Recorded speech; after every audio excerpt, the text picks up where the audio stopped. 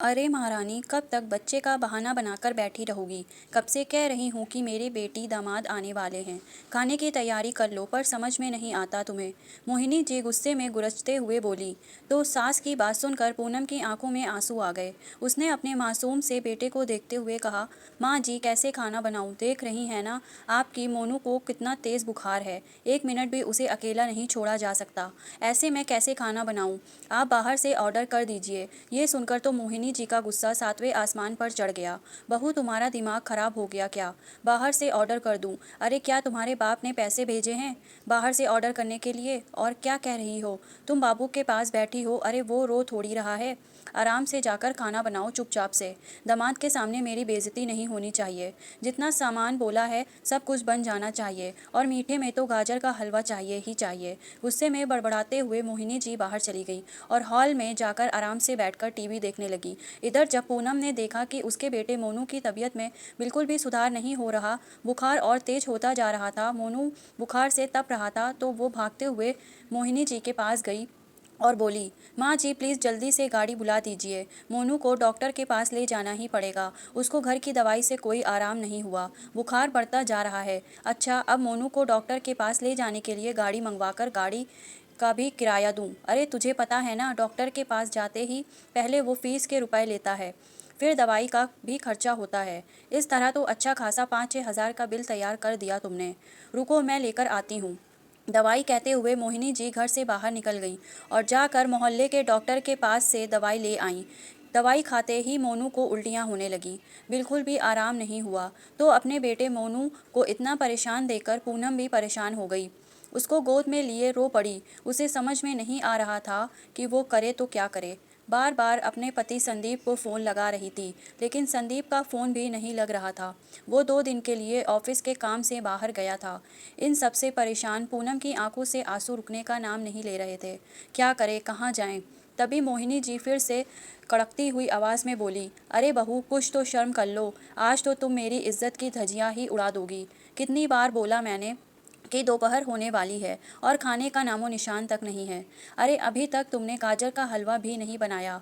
पता है ना दामाद जी को कितना पसंद है। लगातार मोनू के पास बैठी हो। अरे बैठने से उसको आराम हो जाएगा तो मैं बैठ जाती हूँ। जाकर तुम खाने की तैयारी करो।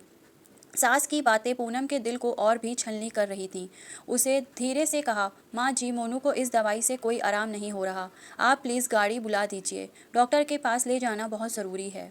अगर मोनू को कुछ हो गया तो मैं जीते जी मर जाऊंगी। माँ जी प्लीज़ समझिए, उसके हालत ख़राब होती जा रही है। अरे बहू, छोटी मोटी बीमारी में तुम लोग इतना घबरा जाते हो, समझ में नहीं आता मुझे। अरे दवाई है, धीरे धीरे आराम करेगी। उसे सुला दो और छोड़ दो, उसे सोने दो। थोड़ी देर सोएगा तो आराम हो जाएगा। मैंने भी बच्चे पाले हैं, तुम कोई अनोखी माँ नहीं। ओह माँ जी, मोनू की उल्टियाँ नहीं रुक रहीं। डॉक्टर को दिखाना बहुत ज़रूरी है। आप समझने की कोशिश क्यों नहीं कर रही। और बहू तुम भी समझने की कोशिश करो। मैं बैठी हूँ इसके पास, तुम जाओ खाने की तैयारी करो। पूनम समझ गई कि सासू माँ के आगे रोकर कोई फ़ायदा नहीं। खुद का तो घर से बाहर निकलना मुश्किल था, और संदीप का फ़ोन भी नहीं लगा। फ़ोन लगातार होगा भी क्या। संदीप दूर गया हुआ था, उन्हें तो आने में टाइम लगेगा। जब पूनम को कुछ भी समझ में नहीं आया तो उसने तुरंत अपने भाई को फ़ोन किया और सारी बात बताकर उसे तुरंत बुलाया। भाई के आने से पहले पूनम ने अपना और मोनू के कुछ कपड़े पैक कर लिए। करीब आधे घंटे बाद ही पूनम का भाई आ गया। पूनम के भाई को देखते ही मोहिनी जी के भौवें तन गई। अरे बेटा क्या बात है। मौसी जी, वो मुझे दीदी ने बुलाया है। मोनू की तबीयत ठीक नहीं है ना, तो उसे डॉक्टर के पास ले जाना था। अरे तो हम क्या मर गए थे बेटा, हम भी तो दिखा रहे थे डॉक्टर के पास। बताओ, भाग कर मैं डॉक्टर के पास से दवा ले आई थी, लेकिन नहीं, फिर भी तुम्हें बुला लिया। चलो कोई बात नहीं, जाओ जल्दी से दिखा कर ले आओ। बहू ज़रा जल्दी आना, अभी तो घर का सारा काम पड़ा हुआ है। भाई मेहमान आने वाले हैं। बेटा ज़रा जल्दी करना। अभी मोहिनी जी को कोई दिक्कत नहीं थी, क्योंकि अब पूनम का भाई जाएगा डॉक्टर के पास। उसके पैसे लगेंगे तो मोहिनी जी के पैसे बच जाएंगे। मोहिनी जी बड़ा ही मीठा बोलते हुए पूनम के पास गईं। बहू जल्दी जा, बेटे को दिखाकर वापस भी तो आना है। देखो क्या कहता है डॉक्टर, और थोड़ा जल्दी आने की कोशिश करना। पूनम ने कुछ भी नहीं कहा, धीरे से अपना बैग भाई को पकड़ाया और मोनू को गोद में लेकर निकल पड़ी। लेकिन तभी बैग को देखते ही मोहिनी जी ने हैरानी से देखते हुए कहा, अरे बहू, ये बैग ले जाने की क्या ज़रूरत है? 1 घंटा लगेगा मुश्किल से, जल्दी आओ जल्दी आओ। ये सुनकर पूनम का गुस्सा भी फूट पड़ा। माँ जी, मैं अपनी माँ के घर जा रही हूँ। मैं नहीं आऊँगी यहाँ पर, कभी नहीं आऊँगी। ऐसे घर में मुझे बिल्कुल नहीं रहना, जहाँ पैसे के खातिर मेरे बच्चे को मरने के लिए छोड़ दिया। मैं सुबह से आपसे पैसे मांग रही हूँ, गाड़ी बताने के लिए कह रही हूँ, लेकिन आप ना पैसे देने को तैयार और ना गाड़ी बुलाने को। अगर अपने टाइम पर पैसे दे दिए होते, गाड़ी बुला दी होती, तो मेरे बेटे की हालत इतनी नहीं बिगड़ती। मैं जा रही हूँ अपने मायके और कभी लौट कर नहीं आऊँगी, ऐसे घर में जहाँ बस मुझे काम की उम्मीद की जा रही है। आपके बेटे दामाद आ रहे हैं तो खुद बनाओ और खुद सेवा करो। गाजर का हलवा बनाओ, रसगुल्ले बनाओ, जो मर्जी बनाओ, मुझे कोई मतलब नहीं है। खुद की बेटी के लिए इतनी परेशानी और मेरे बेटे को मरने के लिए छोड़ दिया। बहू के मुंह से ये सुनकर अब मोहिनी जी का गुस्सा 7वें आसमान पर था। उन्होंने तेज आवाज़ में कहा, खबरदार बहू, बहुत जवान चलाने लगी हो। तुम्हारे भाई को देखकर कुछ ज़्यादा ही नहीं इतरा रही हो? अरे शर्म करो, दवाई लेकर आई थी मैं उसके लिए, और धमकी किसको दे रही हो? मत आना, कभी मत आना, ज़रूरत भी नहीं है, नहीं बुलाऊंगी मैं तुम्हें। जैसे जा रही हो ना, वैसे ही मुंह उठाकर आओगी। माँ जी, मोहल्ले के डॉक्टर की दवाई और बिना मरीज़ को देखकर कैसे दवाई देगा? कुछ तो आराम होना चाहिए ना। सुबह की आई दवाई से अभी तक उसको आराम नहीं हुआ, और आपको भी समझ में नहीं आ रहा। अब मैं इस घर में कभी नहीं आऊँगी, ऐसे लोगों के बीच में जहाँ किसी की जान की कीमत से भी ज़्यादा रुपए की अहमियत दी जाए। कहते हुए पूनम वहाँ से चली गई। वो सीधी डॉक्टर के पास गई। डॉक्टर ने जब मोनू को देखा तो उसे तुरंत एडमिट कर लिया। चेकअप करने पर पता चला कि उसे टाइफाइड हुआ है, इसलिए उसे 2-4 दिन अस्पताल में ही एडमिट रखेंगे। इधर पूनम के जाने के बाद मोहिनी जी भी बेटी दामाद को सारी बातें बताकर 2 दिन बाद खाने पर बुलाया। 2 दिन बाद जब संदीप आया तो मोहिनी जी 2-4 बातें लगाकर अपने हिसाब से संदीप के कान भर दिए। तो गुस्से में संदीप ने पूनम को फ़ोन किया, पूनम, ये क्या तरीका है? तुम मायके जाकर बैठ गई हो, शर्म नहीं आती तुझे? मेरी पीठ पीछे तुम माँ से ज़ुबान लड़ाती हो और मायके चली गई। पति की बात सुनकर पूनम भी रो पड़ी। उसने संदीप को बस इतना कहा, संदीप, माँ को बिना कुछ बोले जो एड्रेस भेज रही हूँ वहाँ पर चले आओ और सब कुछ अपनी आंखों से देख लो, शायद मुझे कुछ कहने की ज़रूरत ही ना पड़े। पूनम ने अस्पताल का पता बताकर फ़ोन काट दिया। संदीप तुरंत ही आधे घंटे के अंदर अस्पताल पहुंच गया। वहां अपने बेटे मोनू को एडमिट देखकर भागता हुआ डॉक्टर के पास गया। जब डॉक्टर ने मोनू के बारे में सब बताया तो संदीप वहीं सर पकड़कर बैठ गया। उसके बेटे की हालत इतनी ख़राब थी और उसे पता भी नहीं था।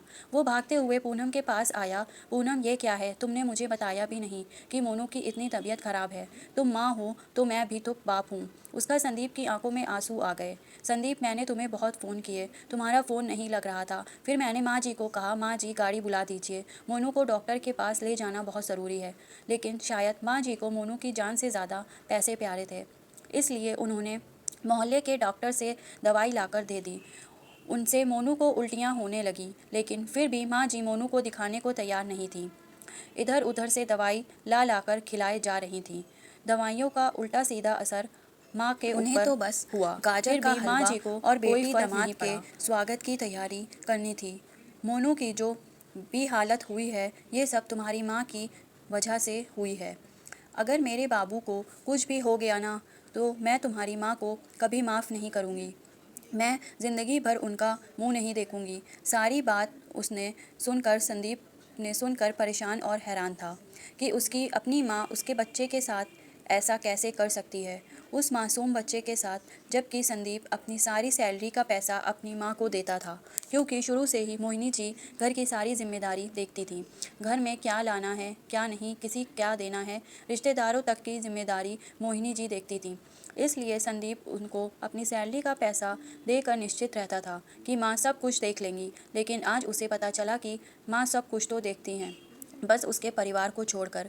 करीब 2 घंटे बाद मोहिनी जी का फ़ोन आया। अरे बेटा, तुम कहाँ हो? तुम्हारे जीजा जी आए हुए हैं, तुम्हें पूछ रहे हैं। तुम आते ही निकल गए। पहली बार ऐसा हुआ कि संदीप को अपनी माँ की बातें कांटों की तरह लग रही थी। उनका मन तो किया कि अभी फ़ोन पर ही माँ से पूछें कि उसने उनके परिवार के साथ ऐसा क्यों किया, लेकिन अस्पताल था, वहाँ पर चीखना चिल्लाना ठीक नहीं था। इसलिए संदीप मन मार कर रह गया। लेकिन जब बार बार मोहिनी जी का फ़ोन आने लगा तो संदीप पूनम से बोला, पूनम, तुम थोड़ी देर मोनू का ध्यान रखो, मैं बस गया और आया। नहीं संदीप, अब मैं अकेली नहीं रह पाऊँगी। तुम्हारे ना रहते पर मैंने बहुत झेला है। कहते हुए वो रो पड़ी। पूनम की बात सुन संदीप की आंखों में भी आंसू आ गए। हिम्मत करके उसने कहा, पूनम बस आधा घंटा दे दो मुझे, इसके बाद मैं तुम दोनों को कभी भी अकेला नहीं छोड़ूंगा।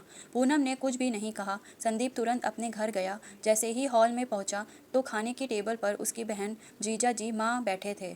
किसी बात पर जोर जोर से ठहाके लगाकर हंस रहे थे। टेबल पर तरह तरह के पकवान रखे हुए थे। पनीर की सब्जी, पूरी, सलाद, रायता, पापड़, अचार, दही बल्ले और साथ ही साथ सबका फेवरेट गाजर का हलवा। इतना सब कुछ माँ ने खुद बनाया था।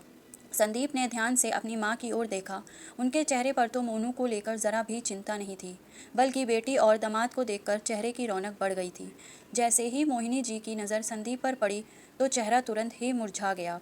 मोहिनी जी बोली, बेटा तुम कब आए? आओ बैठो। कैसा है मोनू, आराम तो है ना? उसे आ जाओ, थक गया होगा। बैठो, देखो तुम्हारे जीजा जी और दीदी आए हैं, उनके साथ बैठो, बातें करो, मैं तुम्हारा भी खाना लगा देती हूँ। संदीप ने बड़े ध्यान से अपनी माँ की ओर देखा। कैसे माँ उसे देखते ही एकदम से बदल गई, एकदम सीरियस हो गई। लेकिन इस सीरियस में भी बेटा दामाद को इम्पोर्टेंस देना नहीं भूला। माँ, मैं यहाँ बैठने और तुम्हारे ये तरह तरह के पकवान खाने नहीं आया हूँ। मेरा बेटा और मेरी पत्नी 2 दिन से बिना खाए पिए पड़े हैं, तो फिर मैं ये पकवान कैसे खा सकता हूँ? और माँ, मुझे तो ये समझ में नहीं आ रहा कि आपने इतने सारे पकवान बना लिए। आपको ज़रा सी भी मेरे बेटे की चिंता नहीं है। क्या हालत बना दी है आपने उसकी। ये तू क्या बोल रहा है बेटा? मैंने क्या किया और क्यों 2 दिन से नहीं खाई है? माँ बेटा, मायके ही तो जाकर बैठे हैं ना। अच्छा, तो अब समझ में आया कि उस महारानी ने मेरे खिलाफ भड़का दिया है तुझे। नहीं तो आज तक तुमने कभी अपनी माँ से ऐसे ज़ुबान नहीं लड़ाई थी। माँ, शायद यही मेरी गलती है, जो आज तक मैंने तुमसे ऐसी बातें नहीं की। लेकिन मैंने अपनी पत्नी को भी कभी मालकिन नहीं समझा, उसे भी कोई हक नहीं दिया, क्योंकि आप इस घर की बड़ी थी। मैं अपने पैसे रुपए, अपनी सारी सैलरी आपको देता था, ताकि आप सबका ख्याल बराबर रखेंगे। घर की बड़ी मुखिया हो, पर यह ख्याल रखा आपने मेरे बेटे को मौत के मुंह में ढकेल दिया, और अब यहाँ पर बैठकर पकवान बना रही हो। माँ, मुझे सब कुछ पता चल गया है। आज मेरे बेटे की जो भी हालत है आपकी वजह से है। अगर मेरे बेटे को कुछ भी हो गया ना, तो तरस जाओगी आप अपने बेटे का मुंह देखने के लिए। फ़िलहाल मैं यहाँ बैठने नहीं आया हूँ। मेरा कुछ सामान रह गया, उसे लेने आया हूँ। मैं जा रहा हूँ यहाँ से हमेशा हमेशा के लिए, अपनी पत्नी और बेटे को लेकर कहीं और किराए के मकान में रहूँगा। लेकिन ऐसा अपना घर और ऐसे अपनों के साथ बिल्कुल भी नहीं रह सकता मैं। कहते हुए संदीप तुरंत अपने कमरे में गया। अपने और पूनम के कुछ कपड़े पैक करके तुरंत ही निकल गया। मोहिनी जी उसे रोकती रह गईं, रोती रह गईं, चिल्लाती रह गईं, लेकिन संदीप की आंखों के सामने अपना बेटा घूम रहा था। आखिर था तो वो भी एक बाप ही ना। मोहिनी जी की उनसे एक ना सुनी और तुरंत ही बैग लेकर निकल गया। हॉस्पिटल पहुंचने के बाद उसने पूनम को उसकी माँ के पास नहाने के लिए भेज दिया और खुद हॉस्पिटल में मोनू के पास रुका। करीब 10 दिन बाद मोनू को अस्पताल से छुट्टी मिली। इतने दिनों में संदीप ने किराए का मकान भी ढूंढ लिया, सारी व्यवस्था भी कर ली। मोनू को अस्पताल से लेकर वो अपने किराए के मकान में रहने चले गए। मोहिनी जी को जब पता चला कि संदीप सच में किराए का मकान लेकर रहने लगा है, तो बड़ी मुश्किल से संदीप का पता करके रोती हुई उसके पास गई। बेटा, प्लीज़ अपनी माँ को माफ़ कर दो, मुझसे बड़ी गलती हो गई, लेकिन मैं ऐसी गलती दोबारा कभी नहीं करूँगी। बेटा, घर चलो, तुम्हारे बिना वो घर सूना पड़ा है। मैं तुम्हारी माँ हूँ, अपनी माँ से अपने आप को दूर मत करो। नहीं माँ, जैसे तुम माँ हो वैसे ही मैं भी बाप हूँ। मैं भी अपने बेटे की हालत ज़िंदगी नहीं भूल सकता। मैं उस घर में कभी वापस नहीं आऊँगा। नहीं बेटा, ऐसा मत कहो। अगर तुम नहीं आओगे तो मैं जीते जी मर जाऊँगी। माँ, अब इन सब बातों का मुझ पर कोई असर नहीं पड़ने वाला। हाँ, रही बात आपकी, तो अगर आप चाहती हो कि मैं वापस आ जाऊँ तो बिल्कुल आऊँगा। मैं आपके पास मिलने आता रहूँगा, लेकिन आप ये मत सोचो कि मैं अपनी पत्नी और बच्चे के साथ उस घर में रहने के लिए आऊँ। ये मुश्किल है। आप जाओ, अपनी बेटी और दामाद की खातिरदारी करो। उन्हें हफ्ते में 2-3 दिन लंच पर, डिनर पर बुला लिया करो। पकवान खिलाओ। यहाँ पर कम से कम मेरी पत्नी आज़ाद तो रहेगी। कल को कोई दिक्कत होगी तो उसके हाथ में 2 पैसे तो रहेंगे। बाहर निकलने की आज़ादी रहेगी। किसी की मोहताज नहीं रहेगी। खुद गाड़ी बुला सकती है, बच्चे को अस्पताल ले जा सकती है, दिखा सकती है। इसलिए माँ, अब आप जाओ और अपने बेटी दामाद को गाजर का हलवा बनाकर खिलाओ। मेरी बेटा मुश्किल से ठीक हुआ है, उसे आराम का बहुत ध्यान करना पड़ेगा। अपने माँ बाप की ज़रूरत है।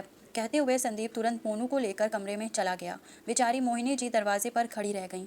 संदीप ने अंदर आने के लिए भी नहीं कहा और ना ही पूनम ने। पूनम को देख मोहिनी जी ने कहा, बहू, कम से कम तुम तो समझो, तुम तो समझो मेरी बात को। क्या समझूं माँ जी, भूली नहीं हूँ मैं जो आपने किया था मेरे साथ, मेरे बच्चे के साथ। आपकी ज़िंदगी में बेटे बहू और पोते के लिए कोई जगह नहीं है। इसलिए जाइए अपनी बेटी दामाद के पास, बनाइए उनकी पसंद का खाना और खिलाइए। हम अपनी नमक रोटी में ही खुश हैं। कहते हुए पूनम भी अंदर चली गई। अब मोहिनी जी को कुछ भी समझ में नहीं आ रहा था। अपना सा मुंह लेकर रोते हुए चुपचाप घर चली आईं। आज पहली बार एहसास हुआ था कि संदीप उनकी बात नहीं मानी। बेटी दामाद के प्यार में आज मोहिनी जी अपने बेटे बहू और पोते को खो चुकी थी।